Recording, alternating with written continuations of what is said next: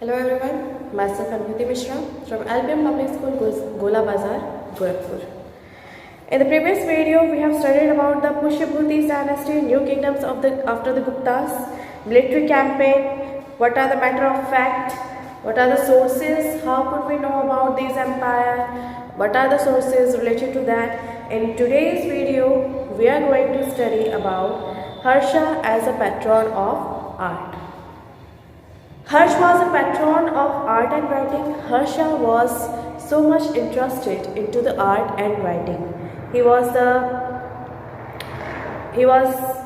the great king. He was an accomplished playwright himself.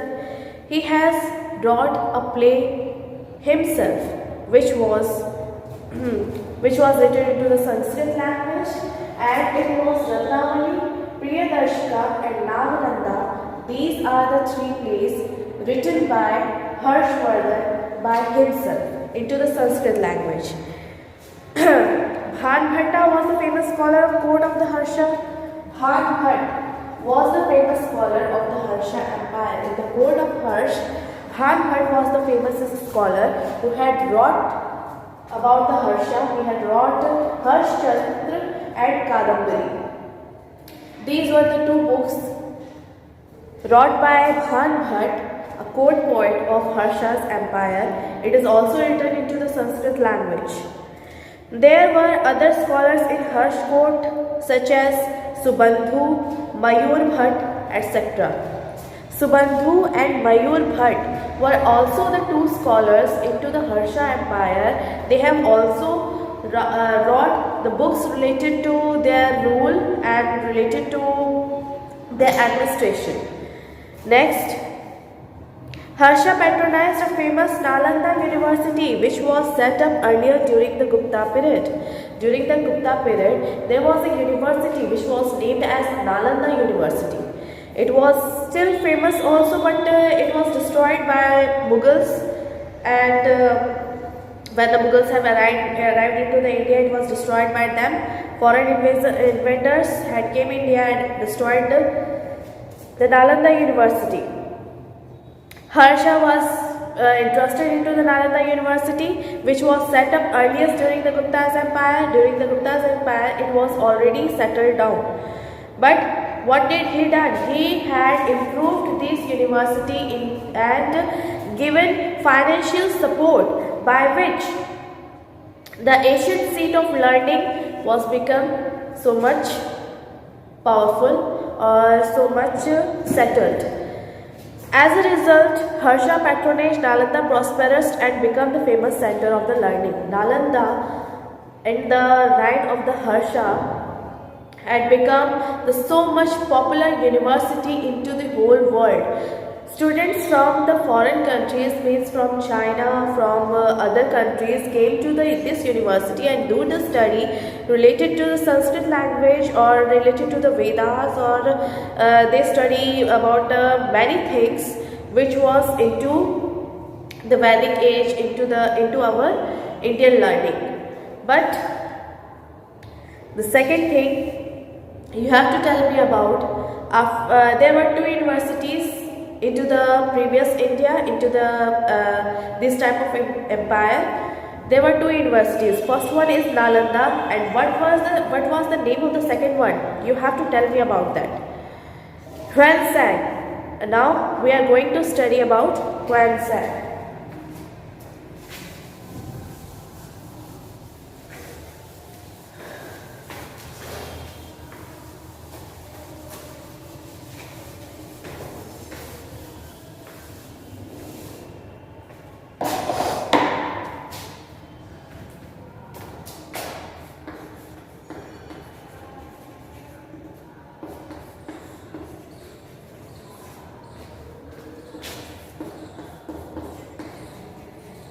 Huansang account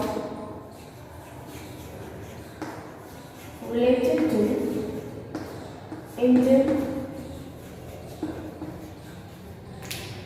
Empire.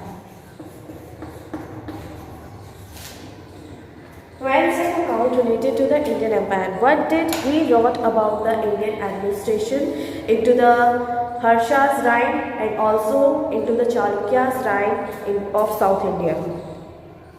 He came to India in 630 CE. Yuan Sang came to India in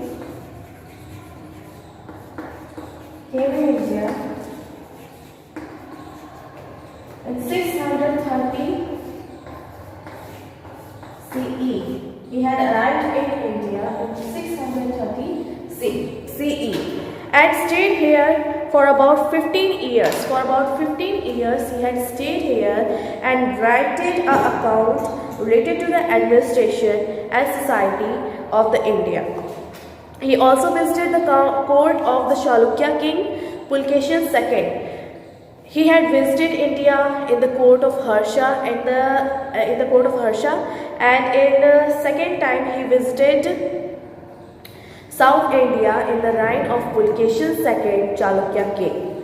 He has left detailed account on the events of those times. He has wrote a detailed account and had left in India about those times, that what are the society, what is the administration and what the religion followed by the people of India or people of that empire at that time.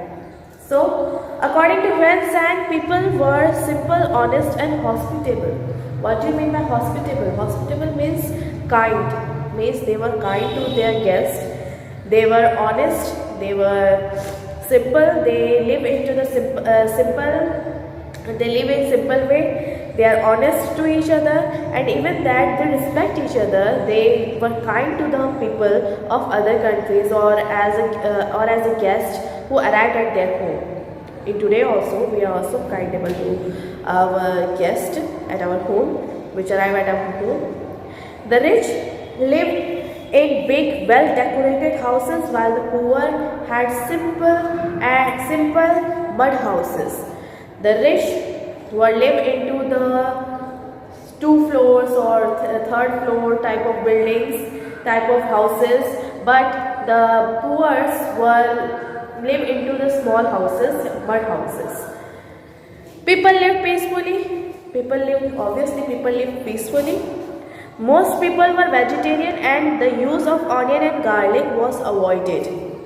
In today also you can see that about your grandma, that you can see to your grandma and your grandpa, the elder one or the older one into your houses, they avoid, some of them avoid using garlic and onion into their food.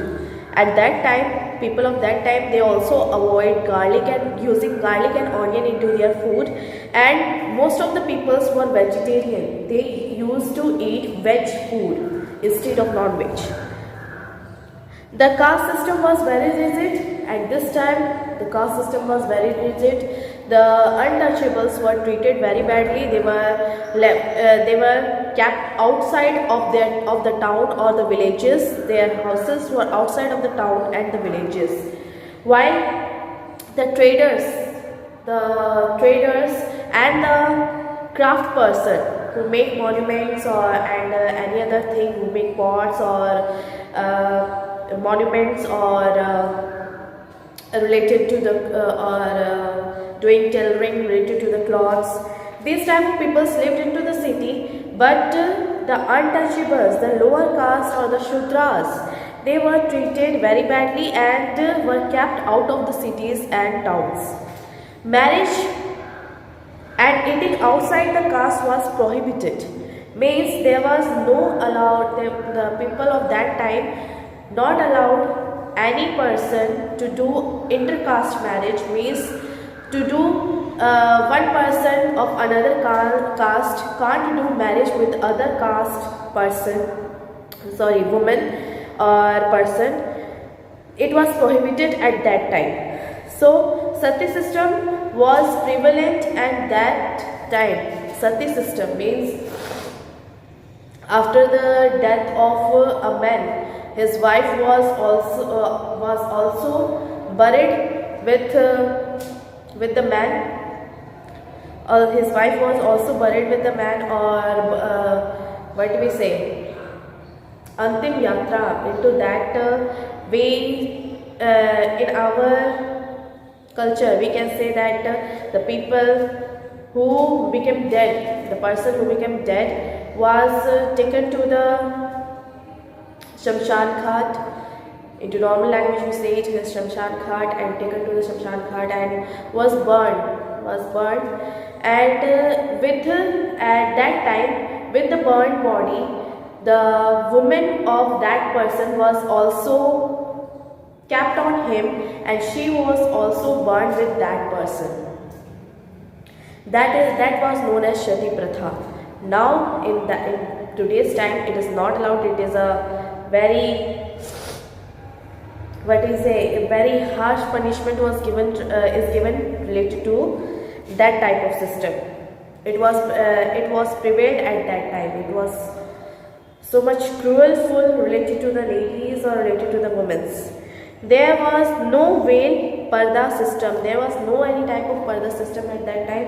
But women's social status continued to decline. Women were not educated. They are not allowed to take the education. They are not allowed to do any type of social work or any type of or take decisions or suggest anyone related to the political work. They were not allowed to involve into that. So they were treated very badly. They were treated so harshly related to the men. And in today's time we can say that women are empowered by themselves. The main occupation of the people was agriculture. In the Gupta's time, the social living of the people was also their main occupation was also agriculture. And into the Harsha's time, the main occupation of the people was also agriculture. In today's India, we can also say that it is the main occupation of the people is agriculture, and the maximum income come from the agriculture. We can also say that India is a agriculture based country in today's also. They grew grains, pulses, fruits and vegetables. According to Wensang, he had said that they grew grains, pulses, fruits and vegetables. Apart from farmers and peasants, other important group of craft person were potters, goldsmith, blacksmith, carpenter, which were hereditary and caste based. They were also on the caste base. Caste was based on the occupation of the people, and they were also based on the caste. Administration. What was the administration into the Harsha's time?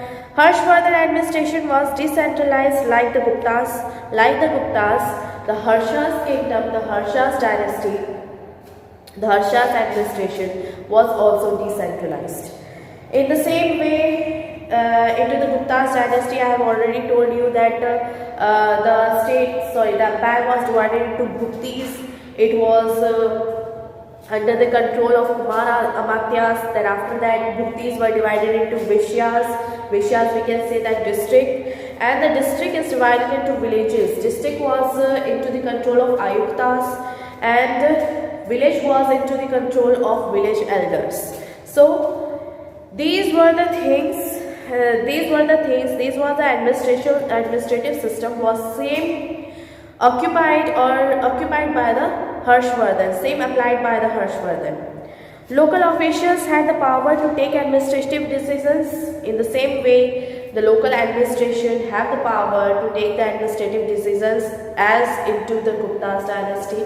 In the Gupta's dynasty is also provided the power to the officials to take the administrative decisions related to their area.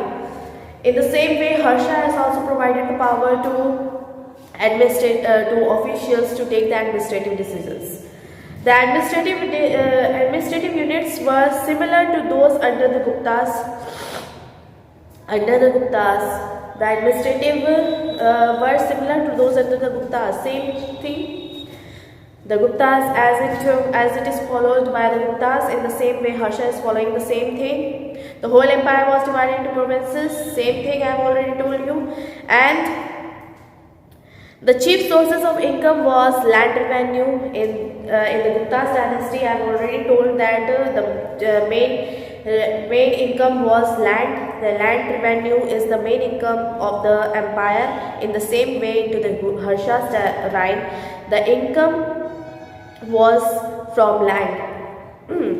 Craft person too had to pay taxes. The craft person, the blacksmiths or the goldsmiths or the other type of craft persons also have to pay the tax to the king. Next, the money so collected was used to ensure good administration. The money which is collected from these type of peoples from the land, they were used into the good administration, also to maintain the army and give grants and donation to the to make the temples or to for the studies. These type of collection of the money were used. However, trade and commerce did not flourish rapidly. At that time, trade and commerce was not so flourished, not so expanded at that time. A number of cities declined at this stage. In this stage, the number of cities was declined. Harsha had a powerful army that included the infantry, cavalry, elephants, and boats. Harsha have the powerful army in which the horses are included, elephants are included, army was included, means everything was included into his army.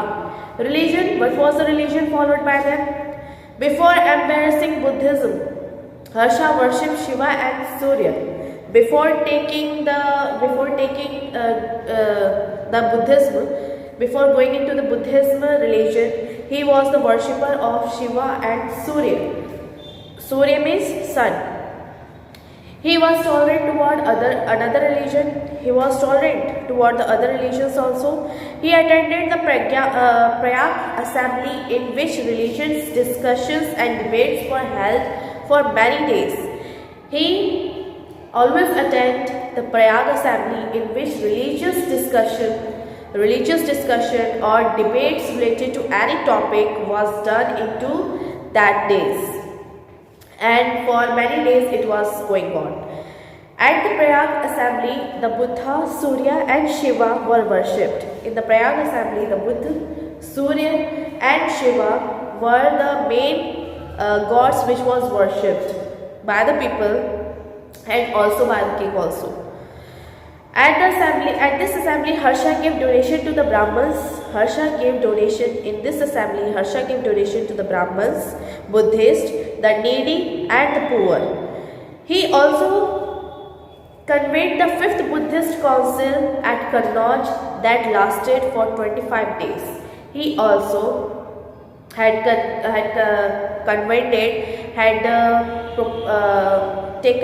proposed the 5th Buddhist council at the Kannauj that lasted for 25 days. For 25 days it was done, it has gone, and it was the 5th Buddhist council which was held in Kannauj and done by Harshvardhan.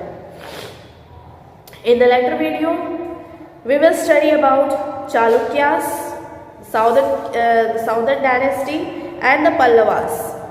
So it's over now. Take care of yourself. Goodbye.